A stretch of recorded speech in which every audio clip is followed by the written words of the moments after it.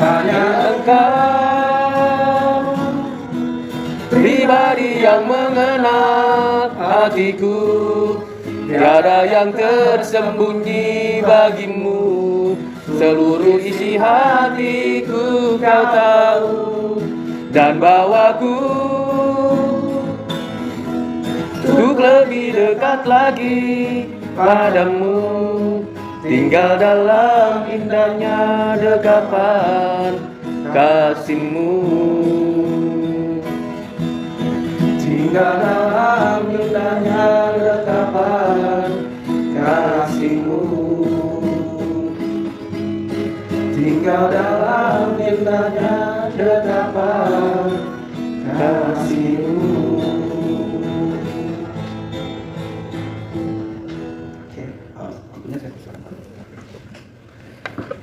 Selamat pagi Bapak Ibu. Mari kita bersama berdoa sebelum bersama merenungkan firman dan kebenarannya. Ya Bapa, tariklah kami di dalam kasih-Mu, pimpin dan sertai kami di dalam menikmati alunan kasih-Mu dan merendah hidup kami dengan kekuatan kasih-Mu.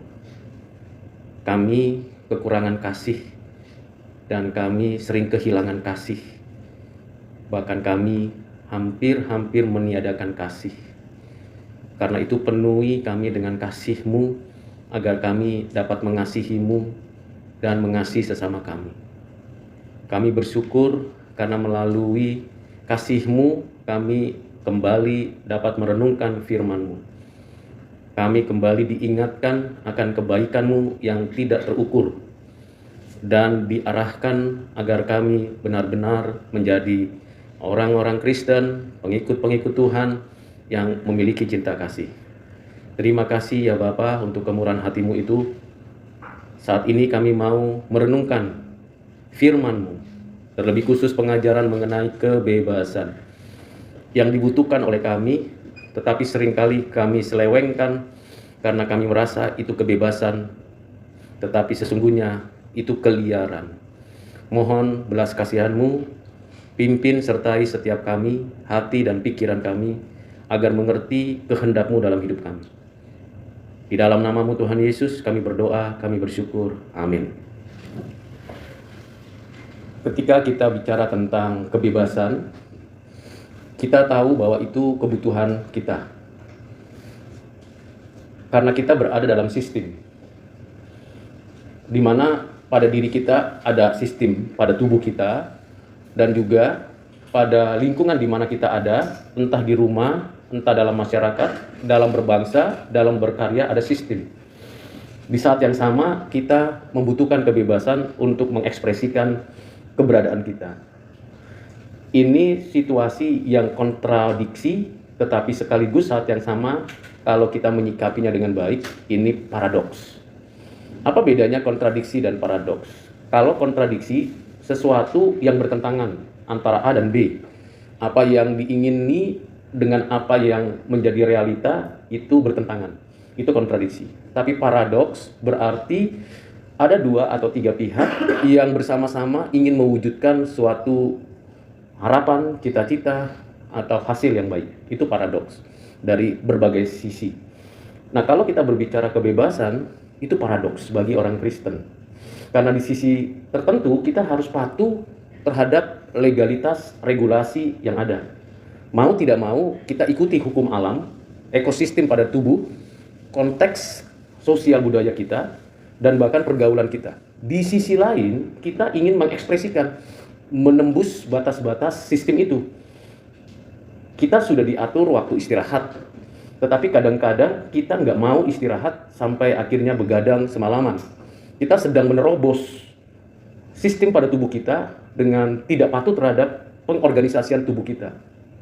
Jadi kebebasan itu melampaui sistem, tetapi begitu dia tidak sinkron dengan sistem, maka terjadi kontradiksi.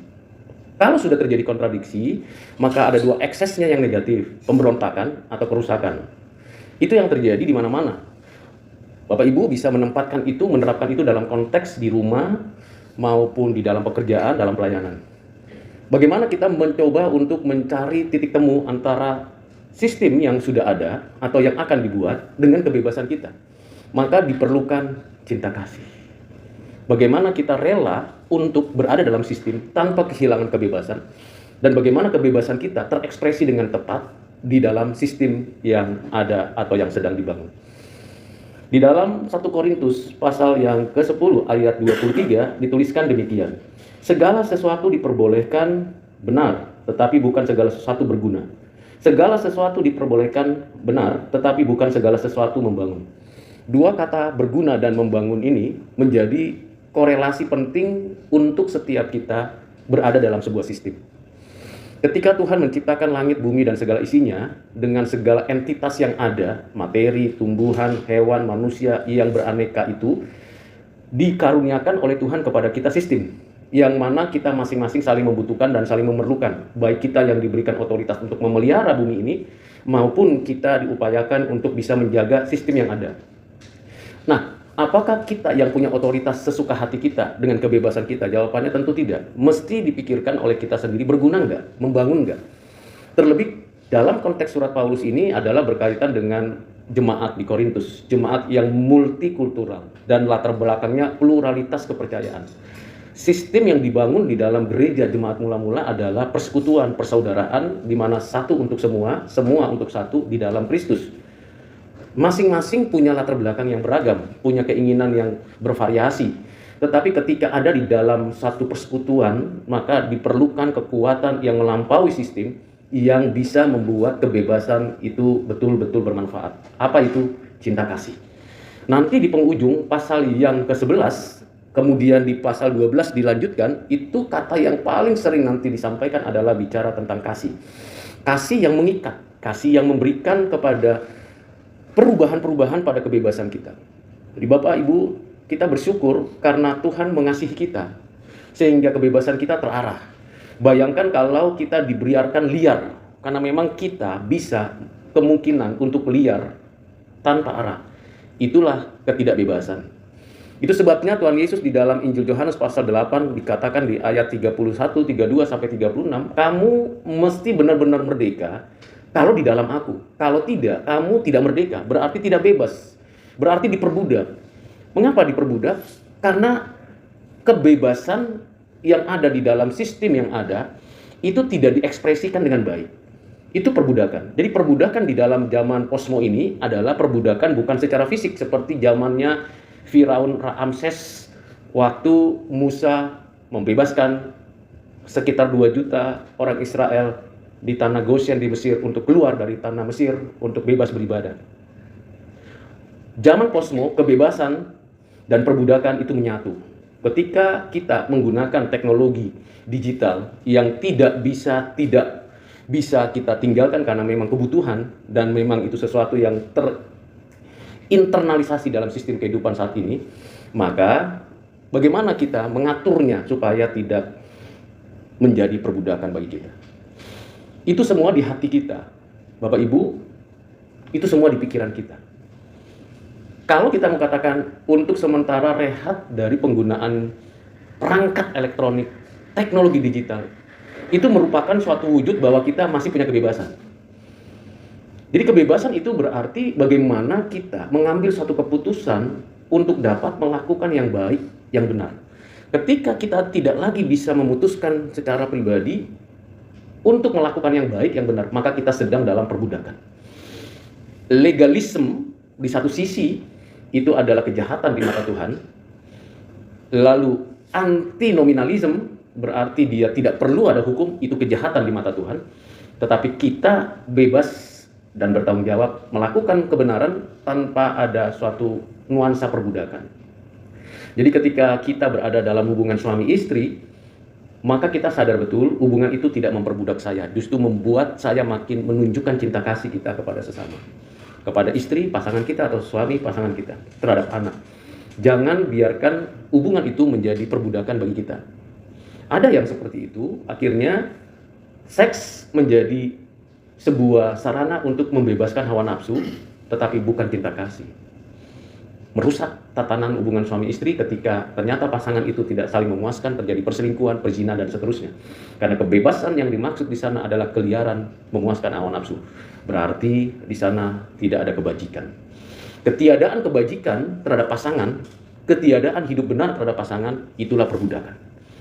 Jadi ini hal yang penting untuk kita bisa renungkan. Jadi bukan sekedar makan ini boleh atau tidak boleh, tetapi apakah ketika kita makan, apakah ketika kita tidak makan, itu betul-betul dari sikap hati yang benar-benar mencintai, mengasihi. Kalau teman, saudara, keluarga kita memang tidak berkenan kita untuk bisa hadir di dalam proses memakan makanan hasil dari penyembahan dan segala macam, ya kita tahan diri. Karena kita bukan tidak mampu bebas memakannya, tetapi karena cinta kasih kita kepada saudara kita itu. Itu menjadi hal penting. Jadi ketika saya misalnya datang ke suatu tempat di mana kita tahu bahwa ada upacara penyembahan berhala, ada upacara ritual keleluhur, lalu ada makanan di situ, babi panggang, babi guling, bebek guling, dan segala macam lah itu yang enak-enak itu. Lalu mereka tidak terima kita bisa memakan itu. Ternyata ketika kita dengan jujur memberikan kepada mereka kondisi kita secara rohani, mereka sudah siapkan yang lain. Kadang-kala ketika kita kunjungan, seringkali demikian disampaikan, Pak Rudi, kalau untuk makanan Pak Rudi sudah disiapkan yang lain. Tidak beda dengan apa yang kami serahkan kepada leluhur.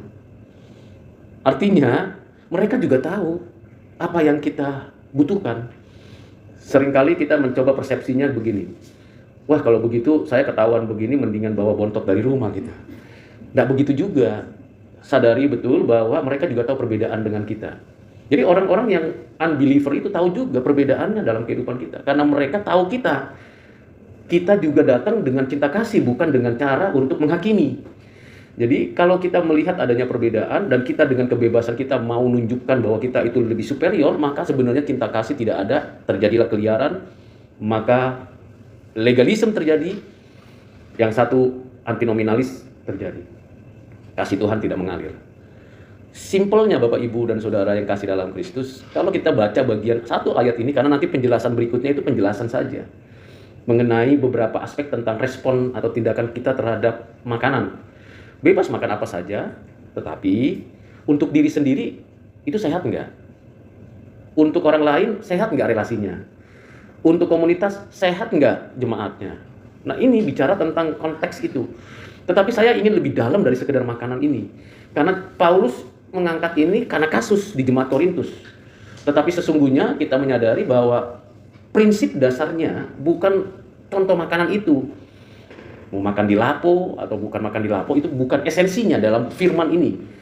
Esensinya dari teks ini bukan soal makanan itu, tapi esensinya adalah bagaimana sikap kita, tindakan kita dalam kebebasan kita yang dimerdekakan Kristus itu memiliki suatu kekuatan cinta kasih kepada orang lain. Ini hal penting. Kalau sudah ada cinta kasih yang memenuhi hati kita, maka segala perbedaan-perbedaan dan kehidupan kita dalam sistem itu tidak memperbudak kita. Ketika kita bekerja di satu institusi, ketika kita bekerja di dalam satu aturan yang ada, kita tidak merasa itu sesuatu memperbudak kita. Karena cinta kasih. Tetapi kalau itu adalah sesuatu yang kita mau pakai untuk bisa membuat kita puas dengan nafsu kita, keinginan daging kita, maka kita rasa sistem itu menjadi sebuah perbudakan. Ada cerita-cerita hasil konseling hubungan suami istri, orang tua dan anak.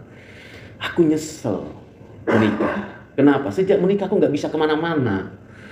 Nongkrong sama teman, belum duduk udah ditelepon. Di mana Pak? Mengerikan sekali saya bilang sama teman itu yang ngomong itu. Karena apa? Tidak ada cinta kasih. Kalau tidak ada cinta kasih, tidak ada trust. Kalau tidak ada trust, itu seibarat tali besar ditaruh di leher, kemanapun pergi, engkau terkontrol gitu. Hidup seperti itu di dalam perbudakan. Jadi istilah yang dipakai di dalam drama Korea atau drama-drama yang ada di TV itu namanya bucin, budak cinta. Apapun demi cinta, aku lakukan. Itu namanya diperbudak. Tidak, kita punya kebebasan. Kalau kita mau hidup menikmati kebebasan yang sesungguhnya, maka kita juga harus memperlakukan orang lain menjalankan kebebasannya. Ketika kita sedang berupaya membuat orang lain itu tidak bebas, jangan berpikir bahwa orang lain tidak memperlakukan hal itu kepada kita. Tuhan Yesus mengatakan, apa yang kau inginkan orang lain perbuat bagimu, perbuat jugalah bagi orang lain. Seperti itu. Ini prinsip kebebasan seperti itu. Maka ketika para demonstran mahasiswa ingin melakukan suatu tindakan demonstrasi, misalnya tentang perpanjangan masa jabatan kepala desa sehingga menjadi 9 tahun. Tentunya ada yang namanya legal standingnya. Kenapa? Perlu dilakukan sebuah upaya untuk mendemonstrasi itu, menolak atau meminta penjelasan. Dari pihak pemerintah maupun aparat yang ada seharusnya menyikapinya dengan penuh cinta kasih. Sekalipun memang di balik itu ada provokator-provokator yang ingin membuat keruh suasana. Namun dengan adanya penjelasan-penjelasan yang konkret, mengapa diperpanjang durasinya masa jabatan kepala desa 9 tahun, itu untuk menjaga stabilitas desa. Karena di dalam sistem pemerintahan kita, desa itu menjadi institusi yang paling penting untuk membangun demokrasi yang baik. Nah, konstruksi berpikir seperti itu seharusnya disampaikan kepada rakyat. Bukan dijaga oleh tentara sama polisi, tetapi dikomunikasikan dengan baik. Mengomunikasikan dengan baik, dengan bebas, perlu ada powernya apa cinta kepada rakyat. Supaya demonstrasi tidak menjadi liar yang akhirnya berujung kepada anarkis. Beberapa kali saya berjumpa dengan mahasiswa bukan hanya di kampus ini saja, tapi juga di kampus-kampus lain. Salah satu ciri khas dari demokrasi adalah bebas mengeluarkan pendapat. Tapi ketika kita bebas mengeluarkan pendapat, kita mesti tahu duduk persoalannya di mana. Jangan teriak di tengah jalan yang kosong, tanpa makna. Tahu duduk persoalannya, ungkapkan dengan tepat, dan ingat, jangan liar, menghasilkan anarkis, tidak berbuah apa-apa. Buktinya, apa yang kita alami tahun 1998, tidak ada perubahan tuh. Korupsi tetap jalan. Bahkan indeks korupsi kita sudah diumumkan. Dari 198, kita urutan ke-34, nggak naik tuh.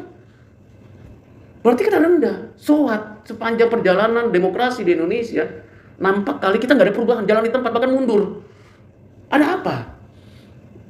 Karena kebebasan yang dipakai, baik dari pihak pemerintah maupun dari rakyat, tidak dimanfaatkan dengan benar. Bahkan berita-berita hoax yang tidak meaningful, bahkan yang sangat tidak bermanfaat, itu disebar. Dengan demikian apa yang terjadi? Kesejahteraan yang menjadi cita-cita sebuah bangsa, keadilan yang perlu ditegakkan, tidak berlangsung. Kita tidak tahu kasus Joshua ini pada minggu depan atau minggu berikutnya diputuskan, apakah keadilan ditegakkan? Isu-isu negatif muncul. Di situ kelihatan ini nggak berguna lagi, tidak bermanfaat lagi. Karena itu Bapak Ibu, kita sebagai orang Kristen mengamati bagian-bagian penting ini dalam kehidupan realitas kita. Kita sadar betul kita membutuhkan apa sih? Cinta kasih. Bebas sih bebas, tapi jangan liar lah, sesuka hati begitu. Sadari betul ada tahapan-tahapan yang harus kita jalani. Dan introspeksi diri, oh iya, saya belum berkontribusi apapun terhadap suatu sistem. Terus menuntut, ngotot sampai merasa diri paling dibutuhkan. Ketika itu kita lakukan, maka kebebasan kita sudah menjadi alat untuk memperbudak diri. Bapak Ibu yang kekasih di dalam Tuhan, apa yang dinyatakan Paulus ini di ayat 23, itu dapat kita lihat apa yang kita perhatikan di ayat 33-nya. Saya lompat ke ayat 33. Sama seperti aku juga berusaha menyenangkan hati semua orang dalam segala hal, bukan untuk kepentingan diri, tetapi untuk kepentingan orang banyak, supaya mereka beroleh keselamatan. Kepentingan diri, self, diri, eksistensi diri. Diri itu jauh lebih bernilai nampaknya ya. Kalau sudah tersinggung diri, waduh. Yang tadinya bucin jadi bukan bucin lagi tuh. Aku benci sama kamu. Bukan pertemuan yang kusesali. Tapi apa? Mengapa aku mengakhirinya dengan benci? Jangan muncul kalimat itu. Kenapa? Masing-masing mau tunjukkan aku loh yang memulai, aku loh. Kalau udah self-center, semuanya akan kacau. Paulus menunjukkan aku mau tunjukkan ini. Dan di atas semuanya, Paulus mengatakan di ayat 11 pasal 1 itu, aku ikut Yesus.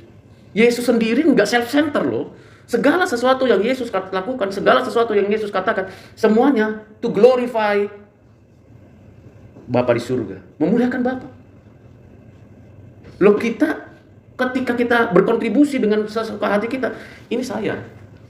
Hargai dong kerja keras saya. Tadi sebelum saya kemari, saya berbicara dengan seorang profesor. Saya katakan begini, tahun 1996 ketika saya ada sebuah kementerian, pertama sekali saya masuk di kementerian itu sebagai aparatur sipil negara, dulu namanya PNS. Tugas yang diberikan kepada saya adalah menginput data masyarakat desa hutan. Berapa banyak itu seluruh Indonesia. Satu persatu saya input, hampir setahun. Karena pakai ya teknologi waktu itu dengan komputer yang apa adanya. Lalu kita tahu apa yang ada di sana. Jadi saya inventarisasi, lalu saya identifikasi, lalu saya adakan evaluasi, lalu nantinya diberikan tugas monitoring ke daerah. Itu yang saya kerjakan. Input data sendirian. Dan data itu dipakai sampai sekarang. Lalu pertanyaannya, nama Bapak ada? Nggak ada. Saya hanya dikasih piagam, yang saya nggak tahu di mana piagam itu sekarang, bahwa sudah menyelesaikan penginputan data yang selama ini hanya kertas. Ada rupiahnya? Enggak. Tapi saya bisa ceritakan apa yang saya kontribusikan, dan ketika saya ikut terlibat dalam pembuatan Undang-Undang Nomor 41 di Kementerian Kehutanan, saya bersyukur ada bagian yang saya kerjakan yang walaupun sangat sederhana tetapi berkontribusi. Lalu apakah saya menuntut? Aku loh, enggak perlu. Karena apa yang kita kerjakan dengan cinta kasih kepada negara ini, kepada rakyat ini, kepada bangsa ini, Tuhan tahu. Begitu juga ketika kita ada di kampus kita ini. Kita lakukan dengan bebas. Jangan terikat, jangan merasa terpaksa. Kalau sudah terikat dan terpaksa dan merasa diperbudak, silakan Bapak Ibu memikirkan kembali untuk melanjutkan. Saya berpikir seperti itu. Kecuali pernikahan yang nggak bisa kita batalkan, kan? Itu pun juga udah banyak orang Kristen yang membatalkan pernikahan. Dengan kata, aku nggak cocok lagi sama dia. Dia terlalu cerewet. Dia terlalu mengatur. Lah dulu lo jatuh cinta, kejar sampai kemanapun kau kejar. Sekarang udah ketemu, nggak kau kejar. Malu-maluin aja. Demikian juga kita. Ketika kita mula-mula masuk ke daerah, tempat di mana kita masuk ke sebuah institusi, apa yang Bapak Ibu pikirkan? Moga-mogahan aku bisa ini dan itu dan sebagainya. Ketika masuk, kita sadar betul bahwa sistemnya itu tidak sesemudah yang kita bayangkan. Lalu kita masih melanjutkan dengan cinta kasih, dengan kebebasan yang ada, atau kita mundur. Itu penting. Dimanapun seperti itu. Dalam suatu ikatan seperti apapun seperti itu. Berguna enggak? Bermanfaat enggak? Maka Rasul Paulus memberi nasihat. Apakah kepentingan diri atau kepentingan orang banyak? Nah, ini menjadi suatu kekuatan renungan bagi kita. Mengerjakan apapun, mau bebas, kepentingan diri atau kepentingan orang banyak. Ada yang kita tahu itu tidak benar, tidak tepat, tidak baik. Berani nggak kita datang ke pimpinan? Saya datang. Saya tidak takut. Karena saya datang itu dengan cinta. Saya bilang, saya ambil laptop saya temukan data, ini seperti ini. Mohon koreksinya. Mohon penjelasannya.